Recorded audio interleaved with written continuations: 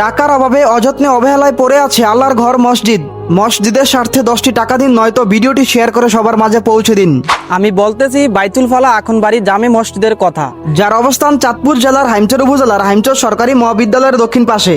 আল্লাহর ঘর মসজিদ, যেখানে মানুষ দুনিয়ার সকল কষ্ট ভুলে শান্তি খুঁজে পায় সিজদায়। কিন্তু দুঃখজনক হলেও সত্য, দীর্ঘদিন ধরে এই মসজিদটি পড়ে আছে অবহেলায় আর অযত্নে।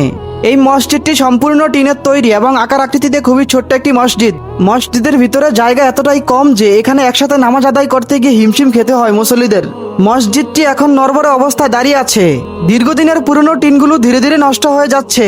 গরমের দিনে মসজিদের ভিতরে অসহনীয় তাপ সৃষ্টি হয়, আর বৃষ্টি হলেই মসজিদের চালা দিয়ে পানি পড়ে, যার কারণে মুসল্লিদের নামাজ আদায় করতে চরম ভোগান্তির শিকার হতে হয়।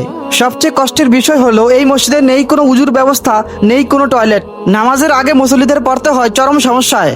আরো দুঃখজনক ঘটনা হলো মসজিদের একমাত্র পানির কলটি কিছুদিন আগে চুরি হয়ে যায়, যা মুসল্লিদের জন্য বড় কষ্টের কারণ হয়ে দাঁড়িয়েছে। আসসালামু আলাইকুম, আমি এই মসজিদের ইমাম।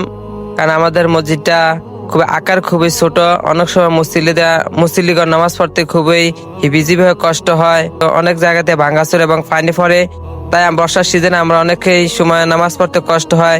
তাই আমরা চাই আমাদের মসজিদটা যেন অতি দ্রুত সংস্কার এবং বড় হয়। আমাদের উজুর ব্যবস্থা নাই, কল নাই, টয়লেট নাই, আমাদের মুসল্লিদের অনেক সমস্যা হয়। খুবই জরুরি ভিত্তিতে এই মসজিদের আকার বৃদ্ধি করা প্রয়োজন। সাথে সাথে এখানে স্থায়ী উজুর ব্যবস্থা করা এবং একটি টয়লেট নির্মাণ এখন অত্যন্ত গুরুত্বপূর্ণ হয়ে পড়েছে।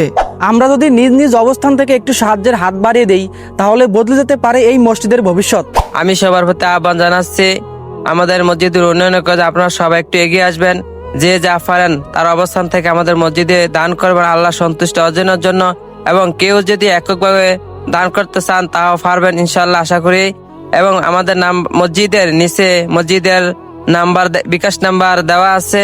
এখন আপনারা যে যা পান, যা সমর্থ যা আছে সেই অনুযায়ী আমাদের মসজিদে দান করে, যাতে আমাদের মসজিদে একটু সংস্কার করা হয়। মনে রাখবেন, মানুষ মারা গেলে তার আমলের সকল দরজা বন্ধ হয়ে যায়, কিন্তু চলমান সাদাকা কখনো বন্ধ হয় না। হয়তো আপনার একটি ছোট্ট দান অনেক বড় প্রতিদান হয়ে আপনার কাছেই ফিরে আসবে। মসজিদের স্বার্থে হয়তো 10টি টাকা দান করুন, নয়তো ভিডিওটি শেয়ার করে সবার মাঝে ছড়িয়ে দিন। আসুন আমরা সবাই আল্লাহর ঘর মসজিদের স্বার্থে কাজ করি।